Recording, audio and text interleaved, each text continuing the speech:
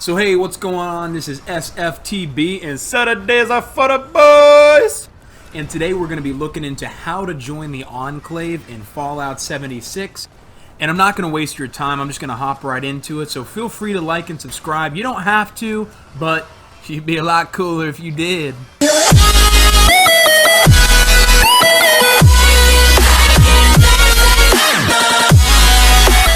Alright, so why would you join the Enclave? Well, for one, do you want one of the best power armor sets in the game? 2, do you want to launch nukes? If you answered yes to either of those questions, then you want to join the Enclave. And it really isn't that hard, there's just a lot of steps. I mean, I'm level 17 when I did this, so it's really pretty easy. Anybody could do it. So let's jump in. Alright, so the first thing that you're going to want to do is you're going to want to head over to the abandoned waste dump, which you can find in the mire right here. Once you fast travel to the location, it's going to take you to a cave that you're going to see in the waste dump. Once you're inside the cave, be aware, once you get through the opening area, there is going to be 2 death claws waiting for you, so just be prepared for that. And if necessary, you can always keep running back to the beginning area of the cave. That way they can't, get you if you need to get away for a second. And besides the 2 death claws, there's going to be no other enemies in this location. So once they're taken out, we can begin the next step in the process of joining the Enclave. You're going to need to find the body of a dead Enclave Soldier. If you go through the middle of the cavern, right under the rafters as you see there, and then go to the left, he'll be in a little pocket.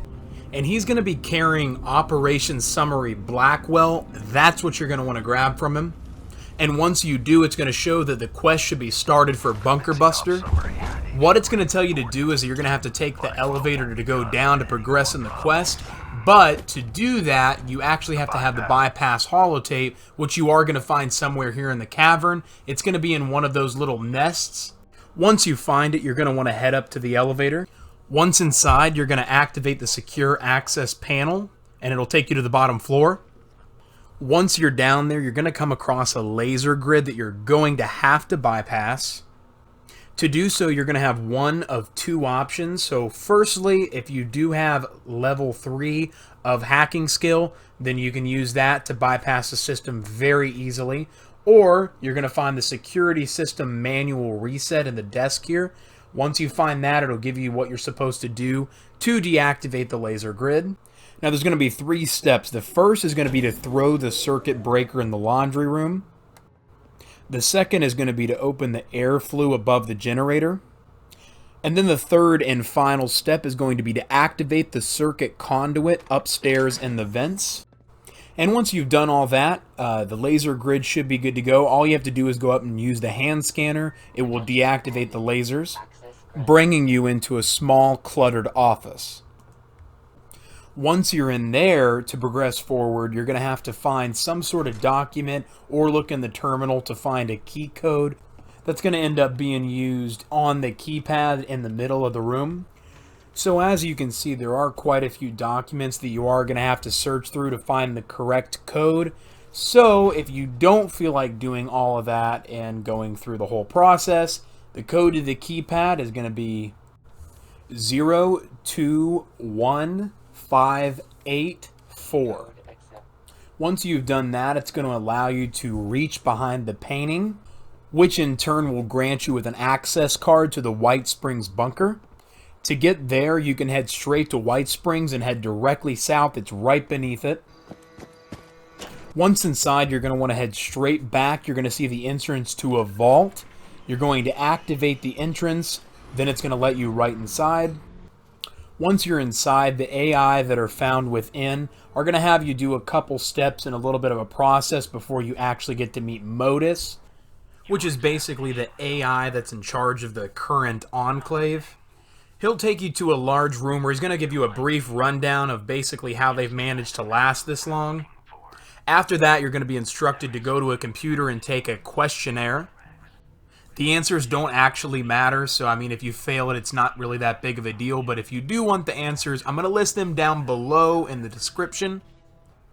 After that, the Enclave AI is going to instruct you to go to another Modus terminal, anyone, it doesn't really matter. Modus will then ask you to go over to one of the dispensers and you're going to receive a system access tape. Modus will then send you off to load the system access tape into a Signet system terminal. And you're going to find the terminal in the location Sugar Grove, which will be here on your map. It really shouldn't be too far of a hike from Whitesprings, so you should be able to do it on your own. Once again, I'm at level 17 and I'm doing this. And I didn't really have too many problems. I mean, you're going to face a few Protectrons, a few Mr. Handies, a turret here and there.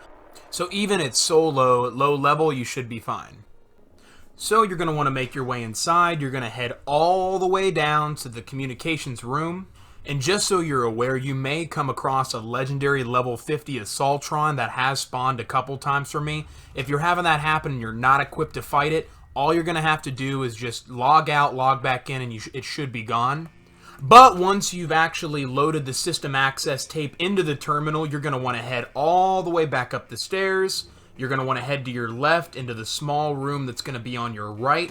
Once you get past the Mr. Handies in front of you there, you're going to have to search the archival dispenser. You're going to find a module instructions. Now, if you're a higher level, or you can just take them, then fine, go ahead and kill everything in there and, you know, collect everything they'll drop. Otherwise, hightail it out of there because they're going to be too high level for you and you're just going to want to make your way out. Alright, and the next step at joining the Enclave is you're going to want to make your way back over to Modus at the Whitesprings Bunker, where he's going to once again instruct you to go to the actual dispenser. It's going to give you the uplink module, which you are going to use for the Enclave to help them reconnect the satellite at the National Radio Astronomy Research Center. Yeah, try saying that 3 times fast. This part is probably going to be the easiest out of all of the section of joining the Enclave, because all you're going to have to do is really kill a couple ghouls, and most of them are going to be very low level. Once you've made your way to the roof, you're going to want to go over to the connection platform and insert the uplink module. Make sure that you stick around after you do that, because the Enclave is going to drop you a present from space. And it's going to be a resource drop crate. It's going to contain an orbital scan beacon and an orbital strike beacon. Now, the orbital scan beacon will target enemies for you for 60 seconds.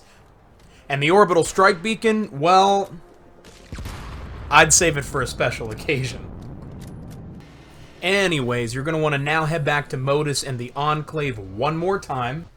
Except this time, Modus will inform you after all of your efforts, you are now a member of the Enclave and you've completed the quest, One of Us. Now, by doing this, you will receive many item rewards, one of them being that you get a legendary item. You do get the Bunker Buster, which does 20% more damage than most of the other missile launchers out there. You will also be well on your way to receiving the Enclave Power Armor set, which arguably is the best one in the game. And lastly, you're going to get access to some new vendors that do have a lot of good stuff in there. You can also repair the military wing of the Enclave. When you do that, you get access to a lot more stuff as well, too. So as always, if you found this video helpful, please don't forget to like, subscribe, leave a comment if you have any questions or concerns, or if I didn't go over anything correctly, let me know. I really appreciate all the support. This is SFTB, and Saturdays are for the boys!